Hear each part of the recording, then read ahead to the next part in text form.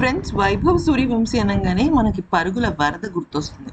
కానీ నిన్న శనివారం నాడు గుజరాత్ అలాగే రాజస్థాన్ జట్ల మధ్య జరిగిన మ్యాచ్‌లో గనక మనం చూసినట్టయితే 3 4లు, 3 6లతో 36 పరుగులు మాత్రమే చేశాడు. అయితే 'వైభవ్ సూర్యవంశి' 36 పరుగులకి ఔట్ అయ్యాడు, కానీ ఔట్ చేసింది ఎవరో కాదు, సిరాజ్. అయితే సిరాజ్ ఔట్ చేయడం వరకు బానే ఉంది, కానీ ఇక ఆ తర్వాత తన కళ్ళల్లో కళ్ళు పెట్టి, మొహంలో మొహం పెట్టి గట్టిగా అరుస్తూ చాలా క్రూరంగా ప్రవర్తించిన తీరు మాత్రం నెటిజన్స్‌నే కాదు, మొత్తం క్రికెట్ ప్రపంచాన్ని కూడా ఏంటిది అన్నట్టుగా ప్రశ్నిస్తోంది. అయితే దీనిపైన 'వైభవ్ సూర్యవంశి' ఏం చెప్పాడో ఒక్కసారి విందాం. 'వైభవ్ సూర్యవంశి' మొదటగా మాట మాట్లాడుతూ ఏమన్నాడంటే, "నాకు ఒకటే బాధ మిగులుతుంది. ఎప్పుడైనా సరే నేను ఓపెనర్‌గా బరిలోకి దిగినప్పుడు ఖచ్చితంగా మాక్సిమం పరుగులు చేయాలని నేను ఎంతగానో ఆకాంక్షిస్తూ ఉంటాను. కానీ నేను ఔట్ అయిపోయినప్పుడు చాలా బాధపడతాను. నేనే కాదు, పవర్ ప్లేలో మా జట్టు ఆటగాళ్ళు ఎవ్వరు ఔట్ అయినా కూడా నాకు చాలా బాధగా అనిపిస్తుంది. కాకపోతే ఇక వేరే ఆటగాడు ఔట్ అయితే నాకున్న బాధ్యత మరింత పెరుగుతుంది. ఫోకస్ మరింత పెరుగుతుంది.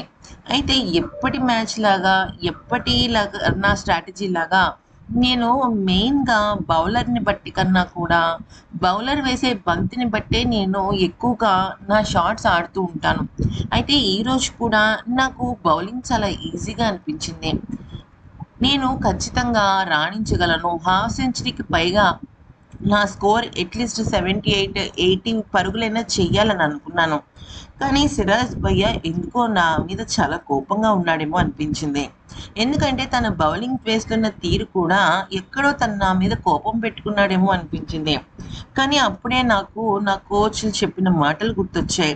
ఎప్పుడైనా సరే ఒక ఆటగాడు బాగా ఆడుతున్నాడు అన్నప్పుడు ఖచ్చితంగా అతని మీద టార్గెట్ పెరుగుతుంది. నిజానికి నేను ఓపెనర్‌గా బరిలోకి దిగినప్పుడు జట్టుకు సంబంధించిన బాధ్యత పెరిగినట్టే. ఎందుకంటే ఐపీఎల్ అంటేనే పవర్ ప్లే. ఇక పవర్ ప్లేలో నేను ఆడుతున్న సమయంలో ఖచ్చితంగా బౌలర్లు నన్ను టార్గెట్ చేస్తారని నాకు తెలుసు. కానీ నేను ఔట్ అయిపోయిన తర్వాత అటువంటి రియాక్షన్ నేను సిరాజ్ భయ్యా నుంచి ఎక్స్‌పెక్ట్ చేయలేదు. నిజానికి నేను ఔట్ అయిన తర్వాత తెలిసింది ఏంటి అంటే, ఆ జట్టు హెడ్ కోచ్ అయిన ఆశిష్ నెహ్రా నన్ను ఔట్ చేయటం కోసం సిరాజ్ భయ్యాకు చాలా అంటే చాలా గొప్పగా టెక్నిక్స్ చెప్పడం జరిగిందట. నేనైతే ఖచ్చితంగా ఆశిష్ నెహ్రా ఫ్యాన్ అనే చెప్పుకోవాలి. ఆయన ఆయన ఆటను నేను చాలా సందర్భాల్లో చూశాను. ఇక ఈ స్ట్రాటజీలు వేయడం, అలాగే ఔట్ చేయటం, సిక్స్‌లు కొట్టటం ఇవన్నీ గేమ్‌లో భాగం. కానీ అరవడం మాత్రం నేను ఎక్స్‌పెక్ట్ చేయలేదు.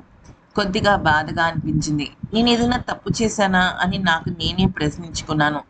కానీ అలా ఏమీ జరగలేదన్న విషయంపై క్లారిటీ వచ్చింది. అయితే నిన్నటి మ్యాచ్‌లో రియాన్ పరాగ్ లేకపోవటం మాకు కొద్దిగా లోటుగానే అనిపించింది. ఎందుకనంటే ఆయనుంటే మాకొక ధైర్యంగా అనిపిస్తుంది. గత మ్యాచ్‌లో జెమ్మీసన్ కూడా నా మీద అలాగే అరిచాడు.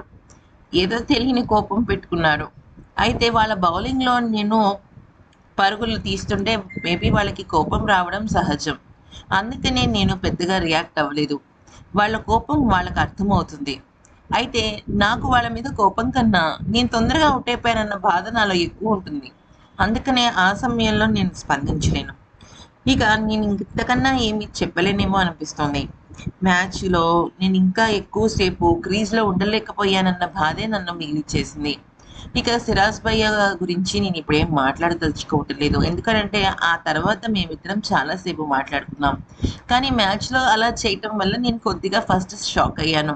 ఆ తర్వాత నేను విషయం తెలుసుకున్నాను. ముఖ్యంగా ఇటువంటి విషయాలు యశస్వి జైస్వాల్ నాకు గైడెన్స్ ఇస్తాడు.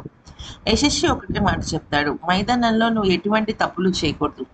అవతల బౌలర్ రెచ్చగొడుతున్నా కూడా నీ ఫోకస్ బంతి మీదే ఉండాలని నాకు ఎన్నో సందర్భాల్లో చెప్పాడు.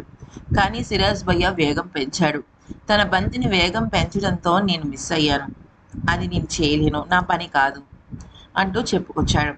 ఇక రషీద్ ఖాన్ గురించి మాట్లాడుతూ తను ఒక అద్భుతమైన స్పిన్నర్. తన బంతుల స్పిన్నింగ్ అనేది ఒక్కొక్కసారి ఒక్కొక్క రకంగా వచ్చింది. నిజంగా తను చాలా గొప్ప బౌలర్. ఇక నేను స్పిన్ బౌలింగ్‌లో ఔట్ అవుతానని అనుకున్నాను. కానీ ఈ రకంగా సిరాజ్ బౌలింగ్‌లో ఔట్ అవుతానని అనుకోలేదు అంటూ చెప్పుకొచ్చాడు. అయితే అసలు ఏం జరిగింది అనేది గనక చూసినట్టయితే రాజస్థాన్ రాయల్స్ ఇన్నింగ్స్ 3వ ఓవర్లో ఓ ఘటన జరిగింది. ఈ ఓవర్ 4 బంతుల్లో 3 బౌండరీలు బాదిన వైభవ్ సూర్యవంశీ 5వ బంతిని ఫుల్ షాట్ ఆడబోయి మూల్యం చెల్లించుకున్నాడు. 146 కిలోమీటర్ల వేగంతో దూసుకొచ్చిన ఈ బంతిని అంచనా వేయడంలో వైభవ్ కొద్దిగా తడబడ్డాడు. దాంతో బ్యాట్ ఎడ్జ్ తీసుకున్న బంతి షార్ట్ ఫైన్ లెగ్ దిశగా గాల్లోకి లేచింది. ఇక ఎలాంటి తప్పిదం లేకుండా అక్కడ ఫీల్డర్ దగ్గర ఉన్న ఆటగాడు ఖచ్చితంగా పట్టుకున్నాడు అనమాట, నీట్గా పట్టుకున్నాడు.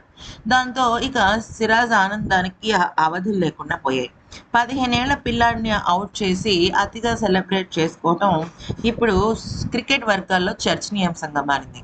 ఎందుకనంటే వైభవ్ సూర్యవంశీ విషయంలో గతంలో కేఎల్ జెమిసన్ కూడా ఇట్లాగే పిచ్చిగా సెలబ్రేషన్స్ చేశాడు. సెలబ్రేషన్స్ చేసుకోవడం తప్పు కాదు, కానీ మొహంలో మొహం పెట్టి చేయడం తప్పు. అయితే నిన్న మ్యాచ్లో కనుక మనం గమనిస్తే బ్యాటింగ్ చేసిన గుజరాత్ ఫస్ట్ 229 పరుగులు చేసింది.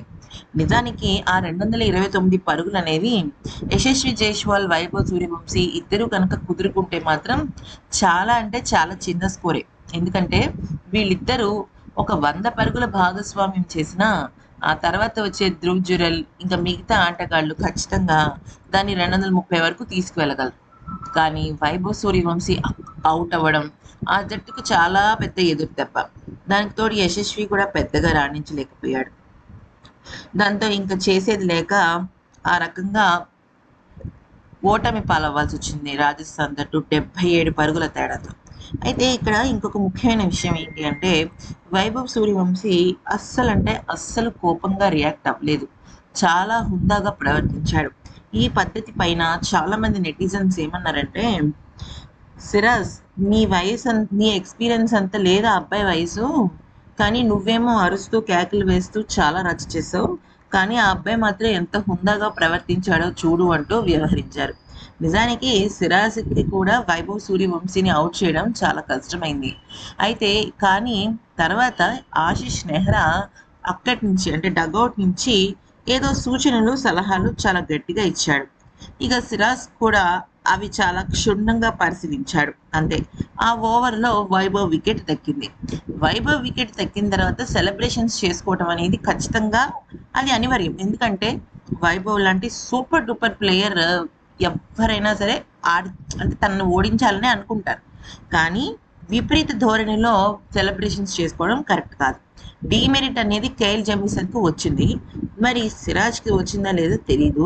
ఎందుకనంటే ఇంకా క్లారిటీగా మ్యాచ్కి సంబంధించి ఈ విషయం అయితే తెలియలేదు. అయితే ఇక సిరాజ్ విషయంలో కనుక మనం చూసినట్టయితే తర్వాత వైభవ్ సూర్యవంశీకి సారీ చెప్పినట్టు తెలుస్తుంది. అడుసు తొక్కనేలా కాలు కడగనేలా, అసలు ఇటువంటి సెలబ్రేషన్స్ ఎందుకు చేయాలి సిరాజ్? తర్వాత సారీ ఎందుకు చెప్పాలి? సిరాజ్ విషయంలో ఇదేం ఫస్ట్ టైం కాదు, చాలా సందర్భాలలో ఇలాగే చేస్తూ వచ్చాడు.